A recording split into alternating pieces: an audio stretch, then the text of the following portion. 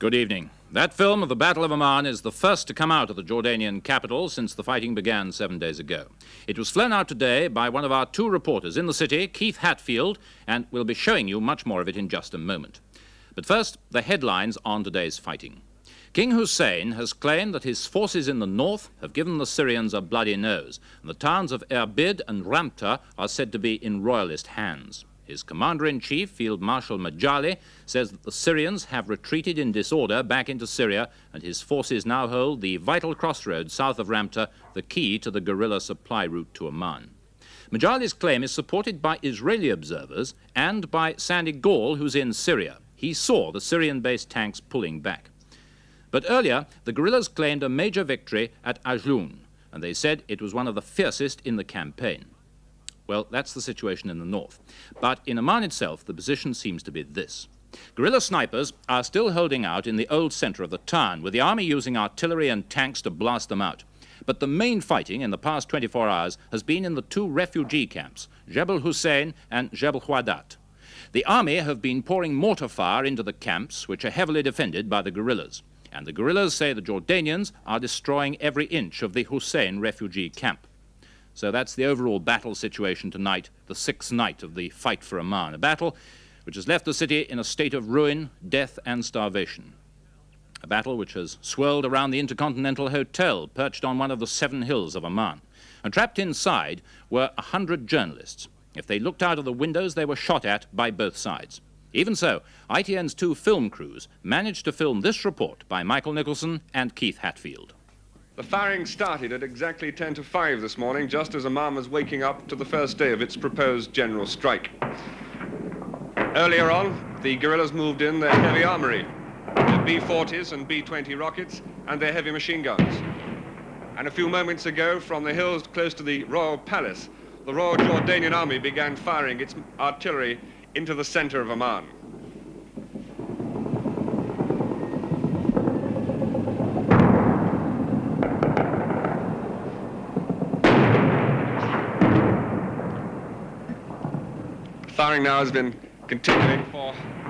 The firing's been continuing now for close on an hour and a half. The rocket launchers of the B-40 rockets are right into the center of Amman, firing towards the Jordanian artillery. There is no one on the streets. Cars stopped and drivers have left them where they'd stopped.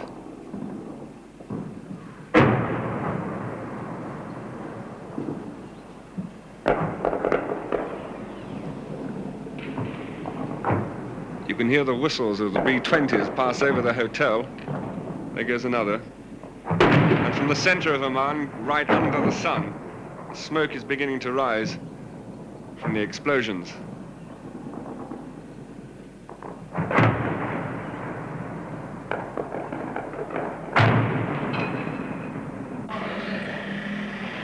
Tanks and Saladin-armored cars were ordered into Amman shortly after 6 this morning, an hour after the fighting first broke out. As they drove through the town, they were met with rocket and machine gun fire from the guerrillas.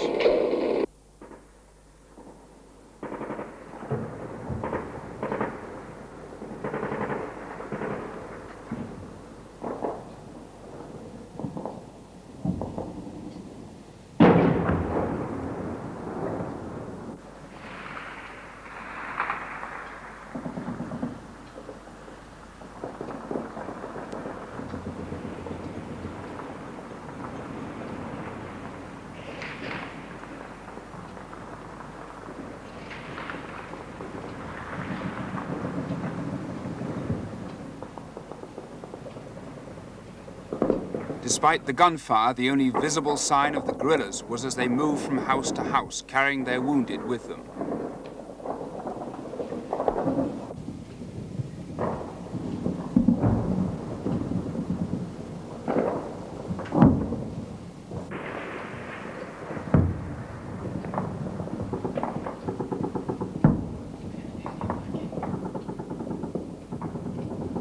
Only dogs roamed the streets at will, searching out scraps of food.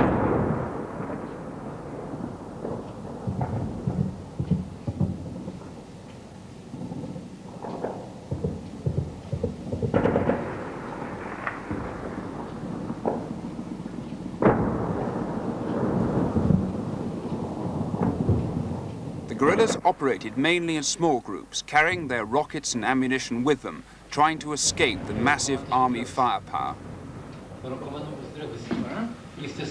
إلى الظافرين بعون الله لا مجال للخونة بيننا. Both Al Fatah Radio, representing the biggest guerrilla group, and the military government broadcast at regular intervals. The government announced a 24-hour curfew, warning that anyone seen on the streets would be shot on sight.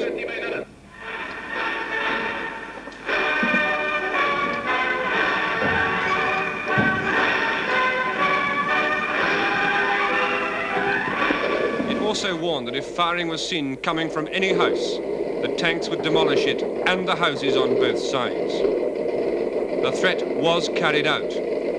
All today, smoke has been rising over Amman as the tanks fired at point-blank range.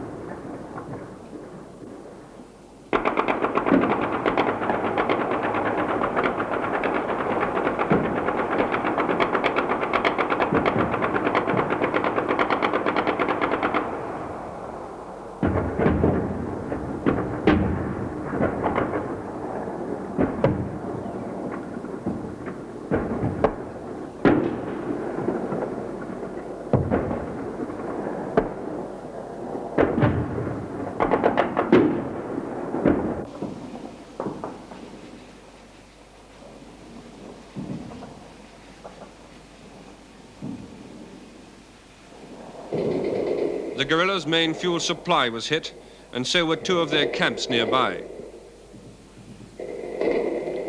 Whether this is the final showdown or not, King Hussein has never before ordered such drastic action.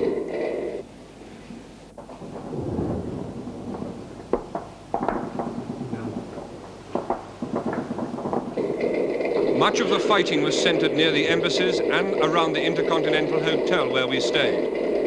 The hotel, the American Embassy and the British Embassy were shelled by guerrilla mortars.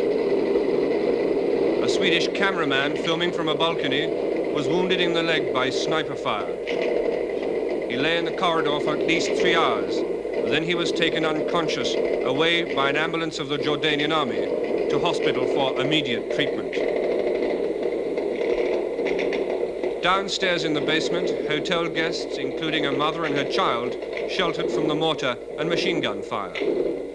The rest of us, including the journalists and cameramen, had no choice but to stay close to the floor in the main foyer, getting news out as best they could. Declaring Poland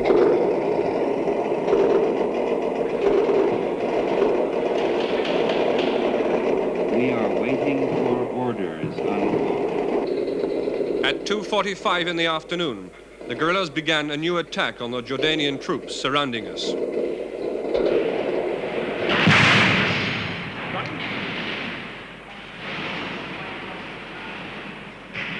That was mortar. That was a mortar right in the front garden.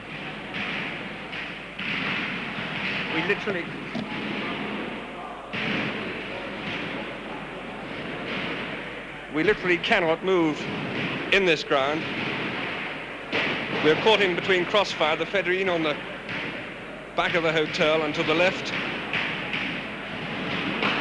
and the artillery are firing directly into our ground. The loud bang you heard then was mortar fire.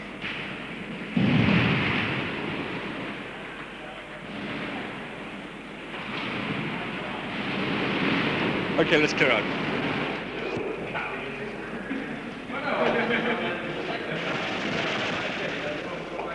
The second day of the fighting, and although King Hussein and his army said that last night they thought they were in control of the main parts of Amman, it's quite clear that during the night the guerrillas moved in reinforcements and the army lost ground. The guerrillas have been firing recoilless rockets and rifles at the army. We were woken at 5 o'clock this morning to intense gunfire from tanks, from rockets, from mortars and from artillery. We have been told that we must not show ourselves at the windows or in the lobby of this hotel, because if we do, the army will shoot us on sight. During the morning of the second day, the firing drew nearer to us and became more intense. Damage to our hotel was considerable. It was hit by 2 rockets and the army set up mortars and machine guns in and around the hotel grounds. The blast from army recoilless rifles blew out all the windows. At 1 o'clock, the army halted their advance to give the guerrillas a chance to surrender, but the firing continued. The 140 guests in the hotel, most of them pressmen, rely on the radio to keep them in touch with events outside Amman and to learn of any political moves. A government broadcast described the guerrillas' effort as the most serious and devastating plot ever known in the Arab world. Water supplies, electricity and communications have all been cut. The hotel's water tanks ran dry today. As in most homes in Amman, we're now relying on water we've stored in bottles and in cans. Food is also running short. We have enough left for 1 day. Lunch was a cup of tea and half a cream cake. But probably we're fortunate. While we've been able to draw on the hotel's stores, most of the people in Amman, particularly the thousands of Palestinian refugees in their camps, will almost certainly be out of food by now.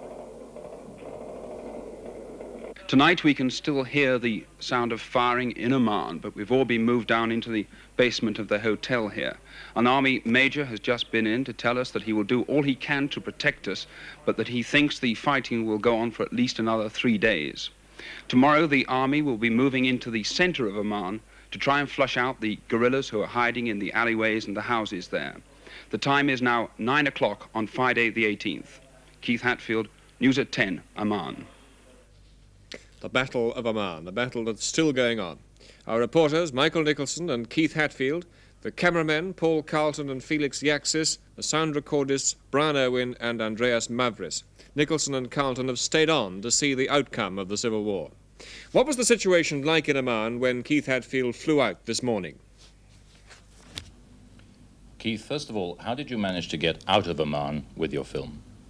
Well, I was brought out because the Red Cross suggested that I should leave as a medevac case because they diagnosed that I was suffering with dysentery about 3 days ago. And so yesterday I went with the Red Cross to the airport in a military escorted convoy, along with about 30 other journalists who were going to try and get out of Amman on board the Red Cross aeroplane. We set off from the Intercontinental Hotel, where we've been for the past 6 days, and about half a mile from the airport, we came under sniper fire, and then the commander, the major in charge of the convoy, went ahead of us to the airport to receive fresh instructions. He came back and said that the road was now clear. They cleared up the sniper on the road, but by the time we got to the airport, the plane had left for Beirut, and so we had to spend the night at the airport. Did you hear a lot of firing while you were at the airport? Yes, very much so, although the airport is about 8 miles from the town, but it's very near a Palestinian refugee camp, and all night you could see the bombardment on this camp, and this morning the smoke and the dust was still above this camp. But in Amman itself you could still hear artillery fire, but it was very distant. Could you describe what the scenes were like in the streets of Amman as you drove out towards the airport?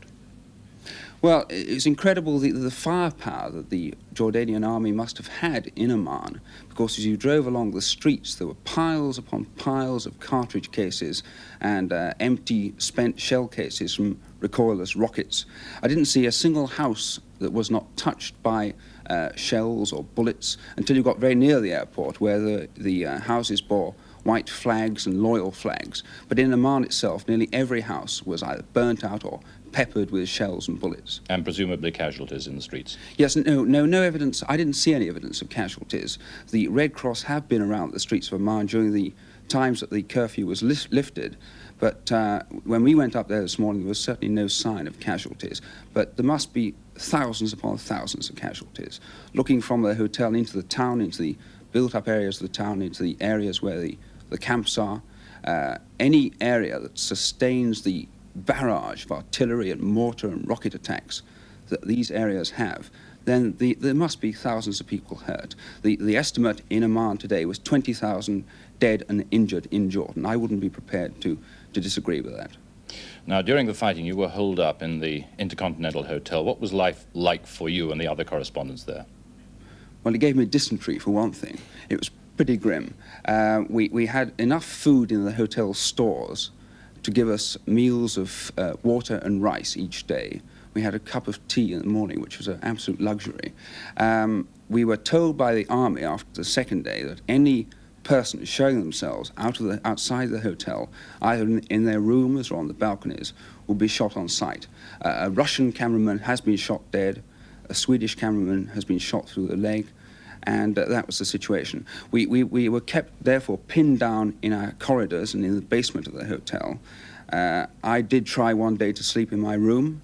I slept on the mattress on the floor with the base of the bed against the window, but a mortar exploded on the balcony outside, and the shrapnel came into the room. I woke to the noise of the mortar explosion, but woke to find a very hot piece of metal near my back of my trousers. I tried to lift it up and throw it away, but it was much too hot. And there was shrapnel all around the room, in the walls and in the bathroom. I also had 2 bullets through the window, and I think everybody shared this sort of experience. You had no chance during this fighting of getting out of the hotel itself? Only at the periods when the curfew was lifted. We did, when this was lifted, make our way to the British Embassy, which was about a 5-minute walk away, to try and get ourselves evacuated and to try and get relief in, to try and get the film and the story out. During this period, I went for a walk down the road to see what the damage was and came under sniper fire again. This time I disappeared over a wall. The army obviously located the sniper, fired off every weapon they had available, which included Saladin cars, heavy machine guns and mortars, and the building where the sniper was just disappeared, and there was no building left. This was the army carrying out their threat. They would demolish any building used by snipers. We hear stories that, or reports rather, that the army are carrying out executions in the streets. Did you see any evidence of that at all? None at all, no. What about the airline hostages? Is there a search going on for them in Amman? Yes, indeed. The King Hussein has appointed a select group of soldiers, known as the Red Berets, to spearhead attacks on refugee camps where he believes the hijacked victims might be held. They have done so. A lot of the camps have been destroyed. A lot of them have been hit very badly. So far, there's no sign of the hostages, and I cannot report further than that on that. And, of course, there's an enormous task now facing the Red Cross relief workers. Yes, indeed. The Red Cross this morning flew in, excuse me, in the plane we came out on this morning, flew in 6.5 tons of medical supplies, which we helped to unload before we came back. But they're coming in at the rate of only 1 or 2 a day, and the hospitals in Amman simply can't cope with the casualties that there are. King Hussein has already agreed that the casualties are disproportionate to the number of fedayeen, the number of guerrillas they're fighting, and they can't cope without outside relief. Keith Hatfield, just in from Amman. Well, now for a break, and then we'll move north to the Syrian border, where Jordan says she's got the Syrians on the run.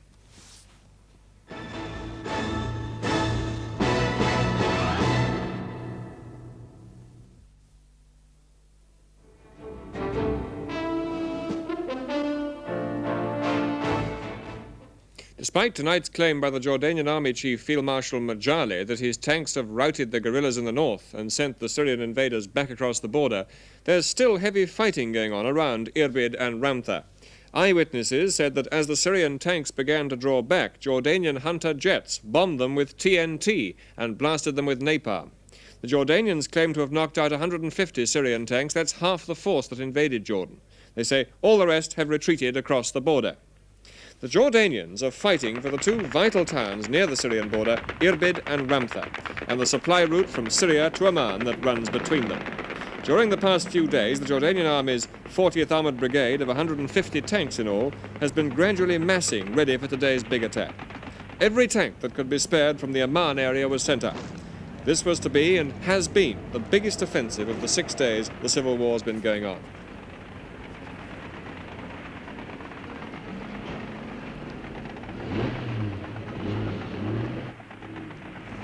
The guerrillas had seized the northern sector at the start of the war. The Jordanians made several attempts to get through and lost 30 tanks in short but vicious battles.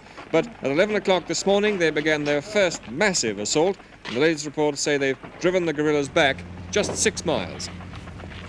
The Syrians say the fight in the North Jordan is still going on. They deny that the Jordanians have beaten the Palestinian Liberation Army back across the border. But Sandy Gall, who's in Syria and has been down to the border, saw some of the casualties coming back, and he's just sent us this report. Reports in Damascus tonight say that Jordanian armored units are fighting the Syrian-backed guerrillas only 40 kilometers from the border, south of the little town of Ramsar. Tanks and ambulances were seen moving through Daraa on the Syrian side of the border this afternoon, and I personally counted about 10 tanks being taken south on tank transporters, presumably the casualties from the battle on the other side of the border. Damascus itself is remarkably calm. You'd never think that there was a battle going on only about 80 miles away. The Syrians say that the tanks fighting the Jordanian forces across the border are not part of their army. They say that they belong to the guerrillas and are purely the concern of the guerrillas. This is Sandy Gall, News at 10, Damascus. And our reporter Richard Lindley, who's in Tel Aviv, has just telephoned to say that Israeli military observers are convinced the guerrillas have been driven right back. Israeli forces on the border with Jordan remain on the alert tonight. Lindley said that it may well be that reports of Israeli readiness to intervene hasten the Syrian retreat. King Hussein appeared briefly before cameras yesterday, the first we've seen of him since the fighting started 6 days ago. He said his forces had given Syrian forces invading North Jordan a bloody nose. He said that his officers believed that in Amman they were fighting not only guerrillas, but the regular soldiers of Arab countries who'd infiltrated the capital from neighboring states. In a reference to the tank attack from Syria, he said, "We had not expected an attack from an Arab country. We were hit from the back, but we have stopped this and we're hitting back." With the situation in Jordan apparently going his way today, King Hussein was back at the radio set in his summer palace, getting in touch again with his radio ham friends all over the world. And here's how he spoke to Laurie Margolis of Ilford, telling him that the situation was much better and that everything tonight was quiet. Maybe something better in every way and respect will develop here, and we will rebuild something that is very much better than anything that has been there in the past. Otherwise, all is fine, all right? The guerrilla commander-in-chief Yasser Arafat has rejected a peace agreement and ceasefire announced earlier today by King Hussein and acknowledged by the Arab leaders' peace mission which went to Amman from Cairo. The first evacuation of British citizens from Jordan has got underway. 30 women and children flew into Cyprus a short time ago and are expected in London tomorrow. America is expected to decide within the next 24 hours whether to evacuate some or all of its 400 citizens inside Jordan. In Moscow, the Soviet President Nikolai Podgorny has called for an end as soon as possible to the war in Jordan, and he's warned that the Soviet Union considers any outside interference as inadmissible. He charged that the movements of the American Sixth Fleet showed there was a grave risk of intervention in Jordan by external forces. It's been a dramatic day in the Jordanian Civil War, a day in which King Hussein appears to have turned the tables on the guerrillas. And that's it for tonight from News at 10 from us. Good night to you.